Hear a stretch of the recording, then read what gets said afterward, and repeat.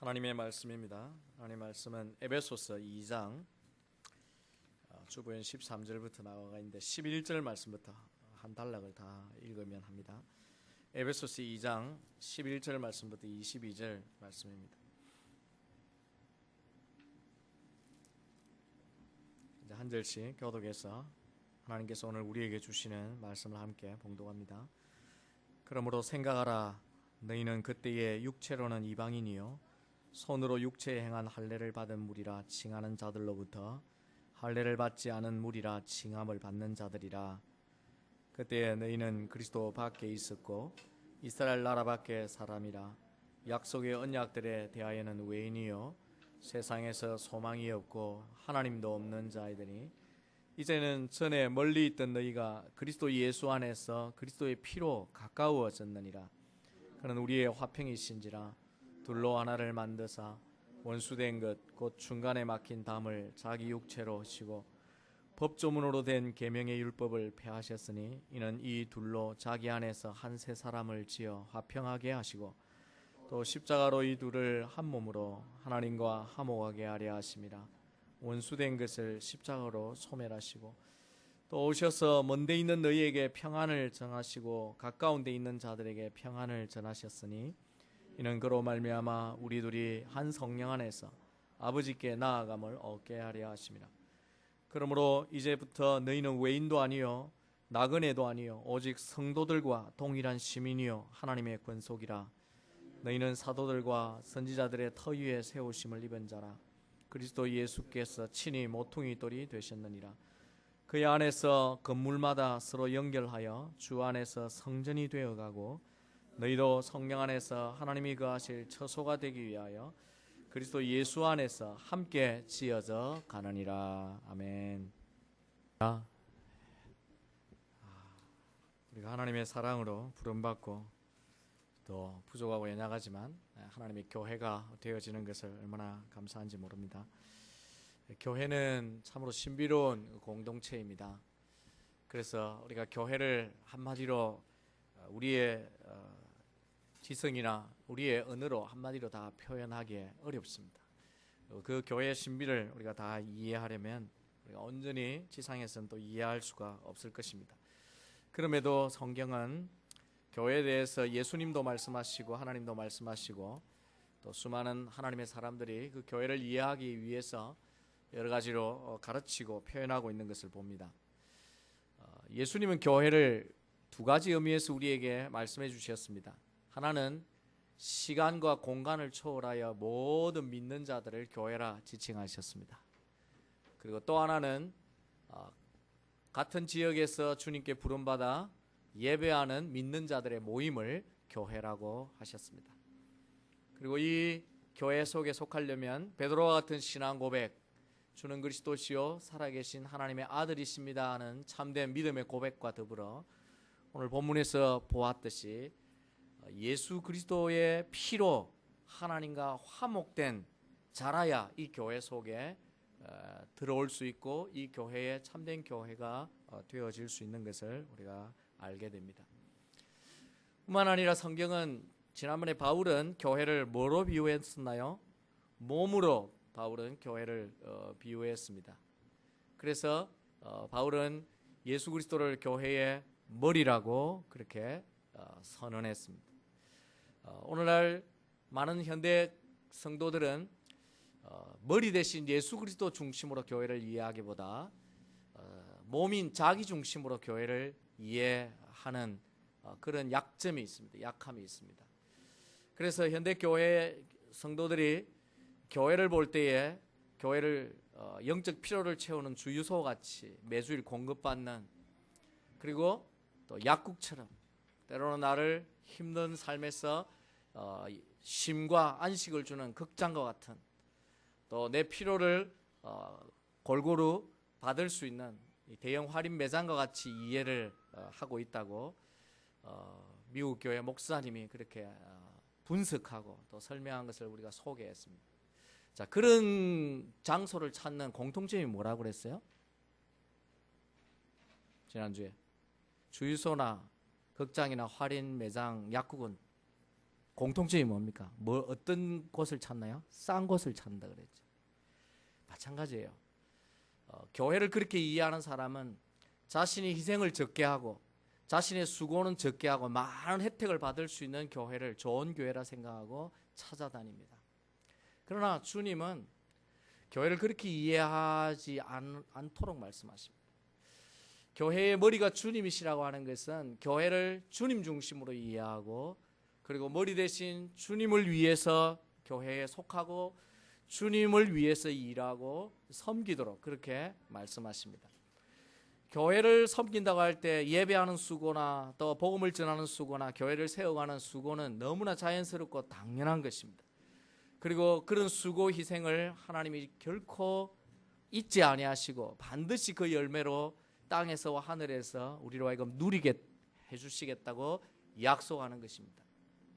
그럼 우리가 교회를 바라볼 때 교회의 머리는 주님이심을 기억하고 머리로 예수 그리스도를 나의 삶의 머리로 우리 교회의 머리로 붙들 때에 그 속에 생명의 은혜가 부어지고 또 우리가 교회로서 하나님께 예수 그리스도께 영광을 온전히 돌릴 때 그 영광을 우리가 누리게 되고 주의 다스림에 순종할 때 우리의 삶을 통해 열매를 맺고 하나님의 뜻을 이루어 갈 수 있다는 것을 우리가 생각해 보았습니다. 우리가 그런 측면에서 이런 교회에 속한다는 것은 축복입니다. 왜? 머리 대신 주님은 완전하지만 우리는 불완전하기 때문이죠. 그럼에도 불완전한 우리를 통해 주님이 이 땅에서 일하신다는 것이 우리에게 대단히 큰 축복이고 또 몸된 우리의 교회에는 하나님의 은혜가 항상 흐르고 부어지고 넘친다는 사실이 굉장한 큰 은혜입니다. 오늘 본문을 통해서는 교회에 대한 두 번째 비유를 보게 되는데 특별히 오늘 말씀은 지상에 있는 교회들의 실망을 가졌던 사람들에게 굉장히 필요한 말씀입니다. 하나님께서 지상의 교회에 왜 실망할 수밖에 없는지를 오늘 본문을 통해 말씀해 주고 있기 때문입니다. 특별히 본문에서는 교회를 비유로 하는데 몸의 비유가 아닌 건물의 비유로 교회를 이야기합니다. 그래서 이 교회는 건물과 같다라고 말씀하시는 이 말씀을 통해 우리가 몇 가지 알고 깨닫고 확신해야 될 것이 있습니다. 첫 번째는 교회는 사람으로 지어지는 건물입니다. 다시 말씀드립니다. 교회는 사람으로 지어지는 건물입니다. 예수님께서 내가 내 교회를 세우리라고 말씀하실 때 그 교회의 의미는 사람을 두고 말씀하신 것이었습니다. 인류 역사에 가장 위대하고 놀라운 계획이 있다면 하나님께서 자기 사람들을 찾으시고 부르신다는 것입니다. 그래서 지역마다 믿는 자들을 모으시고 예배하게 하시며 예수님께서 지역교회를 세우시고 그 교회가 참된 교회가 되도록 예수님이 건축가로서 지어가고 있다는 것입니다.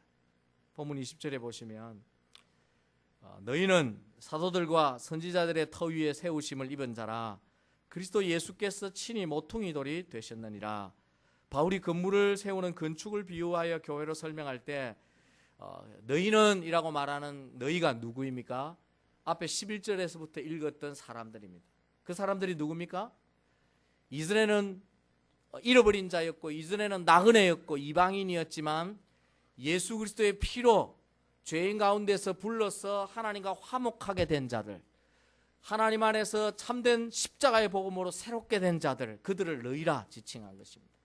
그리고 그 너희가 사도들과 선지자의 터 위에, 즉 사도들과 선지자들이 전한 복음 위에 세워진 교회라고 그렇게 말씀하십니다.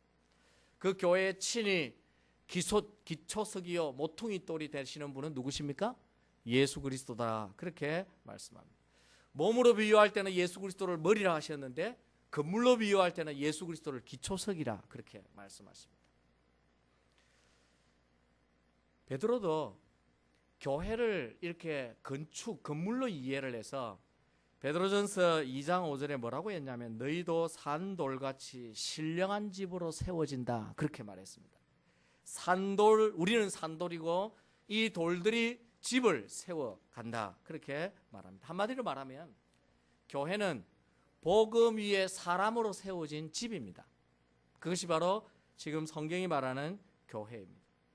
물론 한 가지 기억해야 될 것은 집을 짓는 방식에 있어서 옛날과 지금은 사뭇 다릅니다. 지금은 규격화된 벽돌을 가지고 착착착착 맞추어서 짓기 때문에 그 집을 짓는 재료가 모양도 같고 크기도 같고 색깔도 같고 요즘은 좀 다르게 하지만 그런 특징이 있지만 과거에는 집을 짓을 때 그렇게 짓지 않았습니다. 그냥 채석장에서 대충 자연석을 가져오면 그 자연석의 모양대로 건축가가 고도의 기술을 발휘해서 맞추어 집을 지었습니다. 지금 예수님께서 바울이 비유를 예수님의 교회를 이런 집과 같다고 바울이 비유할 땐 그런 의미가 있습니다. 저는 가보진 않았습니다만 기록에 의하면 스코틀랜드에 드라이스톤 월이라고 하는 그런 돌담들이 많이 있답니다. 그런데 그 돌담들이 거의 17세기에 다 지어진 돌담들인데 지금도 견고하게 무너지지 않고 있대요. 몰타르도 쓰지 않고 세멘트도 쓰지 않고 자연돌로 딱 규격에 맞춰서 건축가들이 기술을 통해서 이렇게 지었는데 더 견고하게 있다는 것입니다. 그런 것처럼 오늘 하나님의 교회를 지을 때도 모두가 완성된 그러니까 규격화된 똑같은 사람들이 모이고 똑같은 생각과 똑같은 기질과 똑같은 경험을 가진 사람들이 모이는 것이 아니라 다 다르고 다 다양한 사람들을 하나님이 불러서 하나님의 기술로 이것이 맞춰져서 한 공동체가 되고 하나가 되게 만든다는 뜻입니다. 그래서 우리는 서로 다르다는 것을 이해해야 합니다. 하나님이 우리를 독특하게 다 지었어요. 그리고 그 다름이 다 필요하고 그 다름이 때로는 우리에게 아픔도 주고 상처도 주지만 그런 가운데서 하나님이 우리를 다듬고 그리고 한 교회가 되게 하신다는 것이 바로 바울이 말하는 이 건물의 비유입니다. 이렇게 교회는 다양한 믿는 사람들로 세워진 건물이라는 걸 여러분이 기억하십시오. 그래서 교회는 우리가 생각하는 이런 빌딩, 건물 개념이 아니라 사람 개념이다 하는 것을 여러분이 이해하셔야 됩니다. 이런 건물이 없다 할지라도 사람이 모이고 예배하면 그 모임이 교회인 것입니다. 사랑하는 성도 여러분, 이것이 우리에게 교훈해 주는 것이 무엇입니까? 오늘 나 자신 한 사람 한 사람이 교회라고 하는 것입니다. 그리고 우리 모두가 교회이고 나 한 사람을 통해 뭐가 세워집니까? 하나님의 교회가 세워지고 있다는 것입니다. 그러므로 여러분 한 사람 한 사람을 통해 주님이 지금도 자신의 교회를 세우고 계신다는 것을 생각하시고 나 자신이 하나님의 교회에 소중하고 또 나와 함께 예배하는 모든 믿음의 가족들이 하나님의 교회에 소중하다고 하는 사실을 우리가 생각해야 합니다. 바라기는 우리 자신이 스스로 하나님 앞에 더 온전한 하나님의 사람이 되어서 더 하나님이 기뻐하시는 온전한 교회가 세워지도록 힘쓰는 그런 복된 성도들 되시기를 주의 이름으로 축원합니다. 교회는 사람으로 세워지는 건물이다. 그 다음 두 번째 이 말씀을 통해 우리가 깨닫기를 바라는 원리는 교회는 건축 중인 건물이라는 것입니다. 교회는 지금도 건축 중에 있는 상태라는 것이죠. 지역의 모든 교회는 아직 완성된 교회가 아무 교회도 없습니다. 계속 건축 중에 있습니다.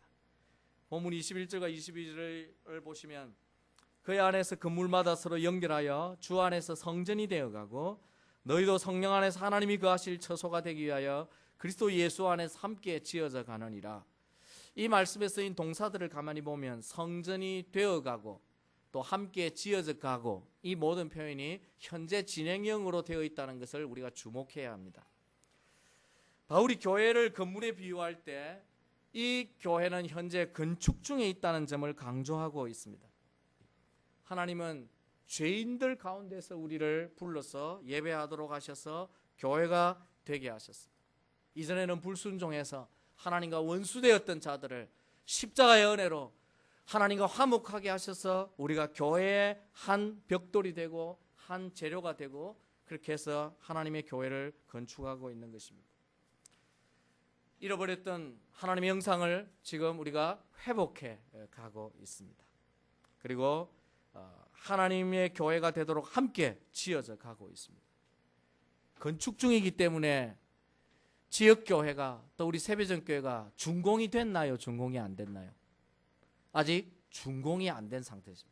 그러니까 완성되지 않은 상태라는 것입니다. 우리는 쉽게 얘기하면 공사 중입니다.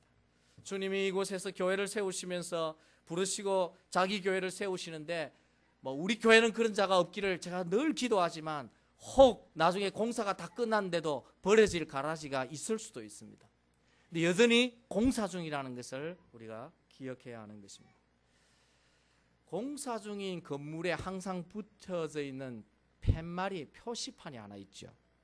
그게 뭡니까? 공사 중 불편을 끼쳐드려 죄송합니다 하는 이제 표지판인 것입니다. 그런 측면에서 우리는 우리 교회가 또 우리 자신이 역시 동일한 알림을 해야 합니다. 공사 중 불편을 끼쳐드려 죄송합니다 하는 거예요. 그래서 이게 가까운 노스캐롤라이나의 샬롯에 가면 빌리 그레엄 목사님의 도서관이 있습니다. 그 도서관의 입구에 보면 사모님인 루스 그레이엄 묘가 있는데 그 묘의 표지석이 아주 특이합니다. 그 묘의 표지석이 처음 나오는 표지석이 뭐냐면 한자로 의자가 있습니다. 근데 그분 아버지가 중국 선교사님이셨기 때문에 중국 선교를 하는 동안에 이 루스 사모님이 그 의자라고 하는 그 단어를 굉장히 의미 있게 보았어요. 근데 여러분 한자를 모르시는 분은 그렇겠지만 한자를 아시는 분은 그 의가 어떻게 만들어지냐면 위에 양자를 적고 그리고 밑에는 뭡니까? 나를 가리키는 아자가 있습니다. 이 루스 사모님이 해석하기를 나라고 하는 존재는 어린 양이신 예수 그리스도가 위에 계시지 않으면 결코 의인이 될 수 없다. 그렇게 해석하고 그 단어를 굉장히 은혜롭게 붙잡고 살았다고 합니다. 그런데 그 밑에 보면 묘의 표지석에 더 재미있는 문구가 있는데 뭐라고 적혀 있냐면 이렇게 적혀 있습니다. 공사 끝 당신의 인내에 감사드립니다. 이렇게 적혀 있다고 그래요. 루스 사모님이 왜 이걸 그게 적어 두라고 했느냐 하면 한 번은 자기 동네에 길가에 늘 공사하는 건물에 공사 중 불편을 끼쳐드려 죄송합니다 이렇게 표지말이 있었는데 어느 날 딱 보니까 표지말이 바뀌었더래요. 뭐라고 바뀌었냐면 공사 끝 당신의 인내에 감사드립니다 그렇게 바뀌었더래요. 그 전에 표지판을 볼 때는 자기도 늘 공사 중이라는 걸 알았는데 어느 순간에 표지판이 바뀐 걸 보고 나도 공사 끝이 될 날이 있겠구나 생각하고 그 날이 죽음이라고 생각을 한 것입니다. 그래서 남편 목사님께 자기가 죽으면 반드시 붙여달라고 한 거예요. 공사 끝 당신의 인내에 감사드립니다. 얼마나 맞는 말인지 모릅니다. 우리는 살아가는 동안에는 항상 미완성입니다. 우리가 하나님의 교회로 부름받았지만 우리 가운데 누구도 지금 완전한 교회로 지어져서 완성된 사람은 아무도 없습니다. 그렇기 때문에 때때로 우리가 교회 안에 있으면서도 나로 인해 다른 사람에게 불편을 끼쳐 드립니다. 때로는 덜 완성되어가는 어떤 가족을 통해서 내가 상처도 받습니다. 그래서 서로 불편해지는 것입니다. 그러면서 우리가 계속 말씀의 망치와 성령의 정을 통해 사실은 계속 다듬어 가는 것입니다. 자, 우리 옆에 분들에게 한번 이렇게 인사해 봅시다. 아직 저는 공사 중입니다. 한번 인사 한번 해보십시오. 예. 진지하게 한번 인사하면 좋겠습니다. 예. 아직 저는 공사 중입니다. 예. 이 말이 맞나요? 틀리나요? 예, 여러분 맞습니다. 저를 포함해 우리 모두가 아직은 공사 중입니다. 그래서 늘 불편을 끼쳐드려 죄송합니다 하는 마음이 우리 가운데 있어야 합니다. 그러나 어느 날 우리가 공사 끝 그리고 이 공사가 완성될 때까지 인내했던 내 남편과 아내와 우리 자녀들을 참 고맙게 생각을 해야 될 날이 우리 가운데 오게 될 것입니다. 어거스틴은 이런 측면에서 교회를 보면서 교회를 병원이라고 그랬어요. 그러니까 병원은 누가 모이는 곳입니까? 환자들이 모이는 곳이죠. 그래서 교회는 병원과 같다고 했습니다. 교회 안에 병원에 환자들이 가득 차 있기 때문에 그런 환자들이 모인 교회를 비난해서는 안 된다고 어거스틴이 말을 했습니다. 공사 중이고 미완성이고 아직은 나아가고 치료받고 있는 과정에 있기 때문에 어느 누구도 당신이 왜 그래? 라고 비난해서는 안 됩니다. 단지 비난할 수 있으려면 딱 한 가지입니다. 예수 그리스도를 주로 고백하지 않고 믿지 않으면서 교회 안에 있는 것은 비난받아야 됩니다. 긍휼히 여겨야 되고 그에게 그런 주의 고백이 있도록 요구해야 됩니다. 교회가. 우리가 공사 중이고 병원이기 때문에, 그러나 우리가 항상 기억해야 될 것은 공사가 중단되면 안 됩니다. 환자인데 치료가 멈춰지면 안 된다는 거예요. 계속해서 교회 안에 있다면 공사가 진행돼야 되고, 그리고 환자가 계속 치유를 조금씩 해 가야 됩니다. 그래야만이 그 안에 생명력이 있고, 그래야만이 그 교회가 예수 그리스도의 생명으로 살 수 있기 때문이죠. 그래서 내게 스스로 성장이 멈춰졌는가, 아니면 내가 치료가 중단됐는가, 그것을 살피면 충분합니다. 아직 치료가 되지 않고 아직 완성이 되지 않는 것은 주님이 탓하지 않기 때문이죠.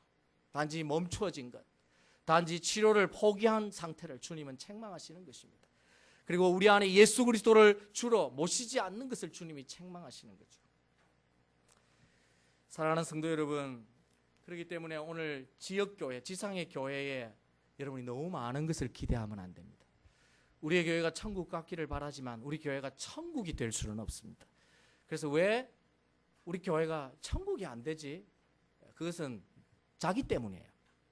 자기가 아직 미완성이기 때문에 천국이 안 되는 한 역할을 하는 것입니다. 교회가 부족한 것은 바로 저와 여러분의 부족 때문입니다. 그러나 우리가 예수 안에서 계속 현재 진행형으로 어떻게 되어가야 됩니까? 지어져 가야 합니다. 그러므로 여러분이 어느 누구도 나는 완성됐다, 나는 모든 것을 안다, 나는 더 이상 잘할 필요가 없다, 나는 충분히 배웠다, 그렇게 생각하면 안 됩니다. 주님 만나는 그 순간까지 우리는 끊임없이 새로워져야 되고, 오늘도 본문에 보면 계속해서 새로워진다 하는 이야기를 하고 있습니다. 끊임없이 우리가 하나님의 모습을 담고 잃어버린 하나님의 형상을 회복하기 위하여 우리는 계속 말씀의 망치와 성령의 정으로 지금 지어져 가야 하는 것입니다. 사랑하는 성도 여러분, 우리 모두는 공사 중입니다. 그런 면에서 어느 정도 이해하셔야 되고, 또 자신이 하나님 앞에 더 온전한 완성된 건물이 되기 위해서 자기의 변화와 자기의 성숙을 위해 더 노력하고, 또한 다른 믿음의 가족들의 성장을 위해 기도하면서 돌보고 살피는 그런 신앙이 살아있는 교회가 참된 교회가 되는 것입니다. 바라기는 우리가 공사 중이지만 우리 주님이 열심히 우리 안에서 건축을 지금 작업을 해 가실 때 여러분이 기꺼이 자신을 내어놓고 자기의 변화를 위해, 우리 스스로의 변화를 위해 힘쓰고 노력하는 살아있고 생명력 있는 그런 성도와 교회가 되기를 주의 이름으로 축원합니다. 세 번째, 이 비유가 우리에게 가르치는 것은 교회는 준비 중에 있는 하나님의 처소라는 것입니다. 건축 중에 있는 교회를 비평하기를 좋아하는 사람은 이렇게 완성되지 않은 교회에 어찌 하나님이 예배를 받으시고 임재하시겠느냐라고 말할 수 있겠지만, 성경을 보면 그렇지 않다고 말합니다. 건축 중인 교회에도 주님이 임재해 계십니다. 완전한 거처를 마련하실 때까지 주님이 그곳에서 역사하시고 작업을 하시는 것입니다. 그래서 본문 22절에서 말하기를 너희도 성령 안에서 하나님이 거하실 처소가 되기 위하여 그리스도 예수 안에서 함께 지어져 간다 하고 말합니다. 우리가 함께 지어져 갑니다. 성령 안에서, 예수 안에서 지어져 갑니다. 우리가 지어져 가는 가장 최종의 목표는 하나님이 온전히 우리 안에 거하실 수 있는 처소가 되게 하기 위한 것입니다. 그런데 그런 처소가 되게 하기 위해서 주님은 건축가로서 우리 안에서, 교회 안에서 지금도 역사하고 계신다는 것입니다. 언제까지 그 작업을 계속하십니까? 준공이 될 때까지요. 성경에서 가장 감동적인 말씀 중에 하나는 창조주 하나님이, 구속주 하나님이 이 땅에서 거하실 처소를 찾는다는 것입니다. 그래서 이스라엘 백성이 구원받은 백성으로 나왔을 때 하나님이 모세에게 요구한 게 뭡니까? 자신이 거할 처소로 뭘 지으라고 했습니까? 성막을 지으라고 한 것입니다. 그것은 은총 중에 은총입니다. 그리고 다윗이 솔로몬이 하나님이 거하실 처소로 예루살렘 성전을 건축했습니다. 그리고 완공하자 말씀에 있는 대로 하나님이 그곳에 임재하셨습니다. 하나님이 영광으로 거룩으로 충만하게 그 성전에 임재하셨습니다. 그런데 세월이 지나가면서 하나님의 임재가 예루살렘 성전에 사라지게 되었습니다. 이유가 뭐였을까요?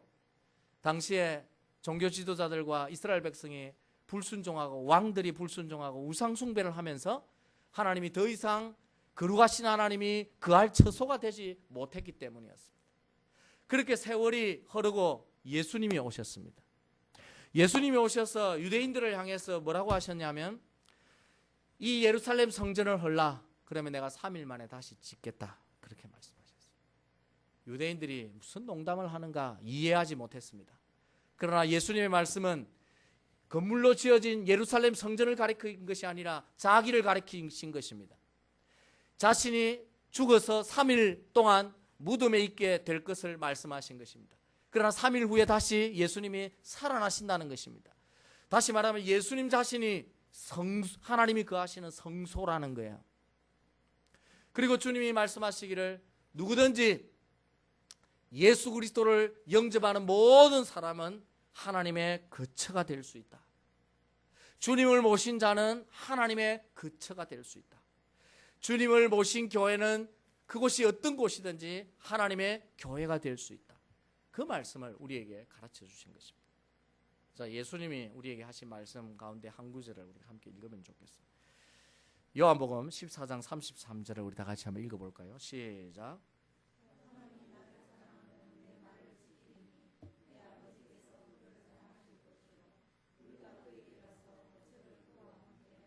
예, 예수님이 지금 이 말씀을 하시죠. 하나님이 우리 안에 거처를 마련하시게 되는 때가 언제냐? 하나님을 사랑해서 그의 계명에 순종하며 살 때, 그럴 때 하나님이 우리의 삶에 거처를 마련하시겠다. 이게 신비 중에 신비며 축복 중에 축복입니다. 하나님이 나에게 임재하시고 우리 가정에 임재하시고 우리 교회에 임재하시는, 그렇게 되면 그곳이 바로 뭐가 됩니까? 교회가 되고 성전이 되어지는 것입니다. 그러므로 우리가 주님을 영접한 성도로서 또 주님을 모시고 머리로 모시고 사는 교회로서 우리가 주님을 예배할 때 주님이 우리 가운데 임재하시고 그 가운데 아직도 미완성인 준공이 되지 않았지만 주님이 우리 가운데 임재하셔서 우리를 지금도 다듬으시고 공사 중에 가장 큰 역할을 주님이 하신다는 것입니다. 그러므로 부족함에도 우리 자신이 죄인임을 알고 겸손하게 하나님의 말씀을 따라 살아가려 할 때 내 안에 예수 그리스도가 거처를 마련하시고 임재하심을 믿으시기 바랍니다. 우리 교회가 외형적으로 여러 가지를 온전히 다 갖추고 있지 못하지만 그럼에도 우리가 하나님을 우리의 구원자로 알고 우리의 섬길 참된 신으로 알고 예배하고 그리고 겸손하게 나아갈 때 하나님이 교회에 임재하셔서 자기 교회로 삼으시고 우리의 예배를 받으시는 것입니다. 사랑하는 성도 여러분, 예수를 주로 고백하는 여러분 안에 주님이 거하심도 믿으시고 주님의 임재를 항상 붙들고 사시기를 주의 이름으로 축원합니다. 과거처럼 불순종하고 말씀에서 떠나면 주님의 임재도 떠납니다. 그러므로 그 임재를 붙들고 살기 위해서 여러분의 자신과 여러분의 가정과 우리의 교회가 미완성이지만 그럼에도 주님이 임재하시게 하기 위해 주님을 머리로 고백하며 그분의 말씀에 온전히 순종해 나아갈 때 여전히 주님이 기뻐하시며 우리 가운데 임재하심을 믿으시고 우리 개인과 우리 교회가 항상 주님의 거처가 되도록 주님의 임재를 붙들고 사는 그런 복된 교회, 참된 교회가 되어지기를 주의 이름으로 축원합니다. 이런 세 가지 교훈, 교회는 사람으로 지어지는 건물이고 건축 중에 있는 공사 중인 건물이고 그리고 그럼에도 하나님이 그곳에 거처하고 계신다는 이 진리를 알면 우리 교회를 어떻게 섬겨야 될 것인지를 배우게 됩니다. 간단하게 교회를, 이 고백을 가지고 교회를 어떻게 섬겨야 될지 간단하게 우리가 한번 생각해 봅시다. 첫째는 인내로 교회를 세워가야 합니다. 이 교회를 세워가는데 인내가 필요합니다. 교회가 완전하지 않는 사람들로 여전히 건축 중임을 안다면 교회에 대하여 인내하는 것이 필요합니다. 교회에 대해서 비판하는 마음이 생기고 때로는 좌절감이 들 때 더 겸손하게 나도 완성되지 않았다 하는 걸 생각하고 서로 완성되지 못한 우리 서로를 긍휼로 기도하면서 바라보고 붙들어야 합니다. 적어도 예수 그리스도를 주로 고백하고 섬기기를 원하는 사람이라면 우리가 모두 교회로 알고 함께 붙들어야 합니다. 때때로 저도 목회를 하면서 교회 안에 있는 부족한 모습들을 또는 그런 부족한 모습 때문에 상처로 다가올 때 하나님 앞에 엎드려서 하는 기도가 한 부분이 있습니다. 주님, 그렇지요. 나도 죄인인데 나도 아직 주님처럼 온전하게 닮아가기 아직도 먼데 형제 자매들이 다 그렇지 않겠습니까? 주님이 기다리고 인내하는 만큼 저도 기다릴 수 있게 해달라고 그렇게 기도할 수밖에 없습니다. 왜? 공사 중이기 때문에. 다만 참된 예수 그리스도를 주로 고백하는 사람이 되게 해달라. 그것이 가장 중요하기 때문에 부족함은 있지만 그 안에 정말 예수가 주인이 되고 하나님이 되는 그런 사람으로 남게 해달라. 그것이 기도가 되어야 합니다.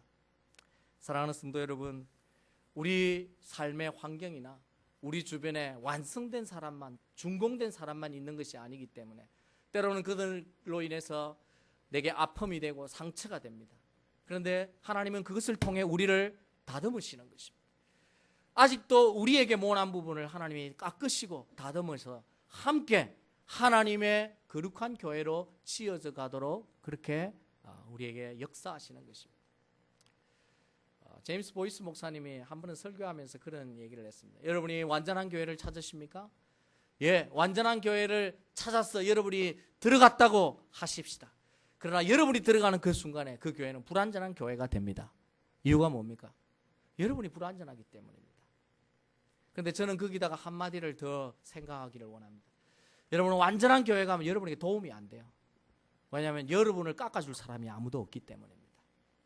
여러분을 다듬고 여러분을 새롭게 할 사람이 있어야 여러분도 다듬어지고 함께 지어져 가는 것입니다. 그러므로 우리가 교회를 세운다고 할 때 인내가 필요합니다.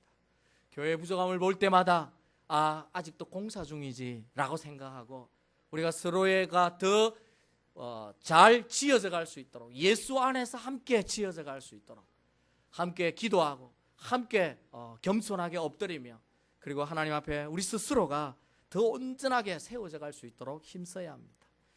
지금 여러분이 힘든 환경이 있습니까? 혹 여러분을 힘들게 하는 사람들이 있습니까? 그것은 지금 하나님이 그것을 통해 나를 열심히 고통스러운 작업을 하고 있다는 것을 생각하시면서 하나님 안에서 더욱더 완성되어져 가는 인내로 완성되어져 가는 그런 성도가 되시고 그리고 교회를 세워가시기를 주의 이름으로 축원합니다. 두 번째 해야 할 일은 죄를 짓지 않아야 돼요. 오늘 본문 21절에 보면 비록 준공이 안 된 미완성의 건물이지만 꼭 필요한 것이 뭐냐면 죄를 멀리해야 된다는 겁니다. 본문 20절에 보면 그의 안에서 그물마다 서로 연결하여 주 안에서 뭐가 되어가고 성전이 되어간다 그랬어요. 하나님의 교회는 거룩한 교회여야 한다는 것입니다. 수없이 우리가 지금 강조한 것입니다. 우리가 지상에 살면서 계속 죄의 유혹이 있고 우리에게 찾아오지만 하나님은 우리를 이미 거처로 삼으셨기 때문에 성전이기 때문에 우리가 철저하게 건물은 미완성되고 인격은 아직 미숙하지만 우리가 적어도 하나님 앞에 거룩을 계속해서 유지해야 한다는 것이 성경이 우리에게 가르치는 바입니다. 고린도전서 6장 19절을 우리가 한번 다 같이 읽어볼까요? 시작. 너희 몸은 너희가 하나님께로부터 받은 바 너희 가운데 계신 성령의 전인 줄을 알지 못하느냐. 너희는 너희 자신의 것이 아니라. 예수를 주로 고백하면 이미 성령이 우리 안에 계시고 우리가 성전이 되어져 가는 것입니다. 그렇기 때문에 완성되는 시간까지 인내도 필요하지만 철저하게 죄와 싸우는 것이 필요합니다. 자신이 죄를 물리칠 때마다 자기에게 더 성전이 완성되어져 가고 교회도 죄를 용납하지 아니하고 죄인은 받아들여야 되겠지만 죄를 용납하지 아니하고 그리고 죄와 함께 교회가 싸울 때에 거룩하게 할 때 하나님이 그 교회를 참된 교회로 세워 가시게 됩니다. 그러므로 여러분이 이 땅에 살면서 죄를 거부하시고 죄와 싸우시고 여러분 개인과 우리의 교회가 철저하게 하나님이 임재하시는 거룩한 공동체가 되어가도록 죄로부터 승리하시는 그런 복된 성도들 되시기를 주의 이름으로 축원합니다. 마지막 한 가지는 인내하면서 죄와 거부하고 싸워야 되고, 또 한 가지가 우리에게 필요한 게 마지막에 될 영광스러운 교회의 모습을 바라보아야 됩니다. 지금 공사 중인 그 미완성이지만 나 자신과 우리 교회는 반드시 영광스럽게 나타날 때가 있습니다. 우리가 그런 희망이 없다면 우리 자신이 어떻게 예수 믿고 어떻게 교회를 세워갈지 사실은 굉장히 힘든 거예요. 그러나 하나님께서 우리에게 이런 소망, 내가 하나님 앞에 평생 살아가면서 주님 앞에 말씀으로 나아가면 하나님이 나를 완성해 주시는 날이 있다. 우리의 교회가 하나님 앞에 진리를 붙들고 예수 그리스도를 머리로 삼고 열심히 세워가면 하나님이 교회를 통해 영광을 나타내 주시는 때가 있다. 그것을 믿고 바라보는 신앙이 필요합니다. 바울도 그런 확신을 얘기합니다. 앞으로 한 번 더 살펴보겠지만 에베소서 5장 27절에 보면 바울이 이렇게 말합니다. 자기 앞에 영광스러운 교회로 세우사 티나 주름 잡힌 것이나 이런 것이 없이 거룩하고 흠이 없게 하려 하십니다. 지금은 공사 중인 교회일지라도 머지않아 그렇게 영광스러운 교회로 나타난다고 바울은 분명히 말합니다. 그래서 베드로가 그 교회에 속한 한 사람 한 사람을 향해서 권면하는 것이 있습니다. 우리 마지막으로 이 성경을 한번 함께 읽으면 좋겠습니다. 시작. 그러므로 사랑하는 자들아 너희가 이것을 바라보나니 주 앞에서 점도 없고 흠도 없이 평강 가운데서 나타나기를 힘쓰라. 그런 날이 있을 것이기 때문에 우리로 하여금 그렇게 점이 없도록 흠이 없도록 힘쓰라고 말씀합니다. 우리가 점점 하나님 안에서 지어져 가고 우리가 함께 지어져 가는 일에 힘써야 한다고 하나님은 우리에게 말씀합니다. 사랑하는 성도 여러분, 하나님은 우리를 교회로 부르셨습니다. 우리 자신이 교회입니다.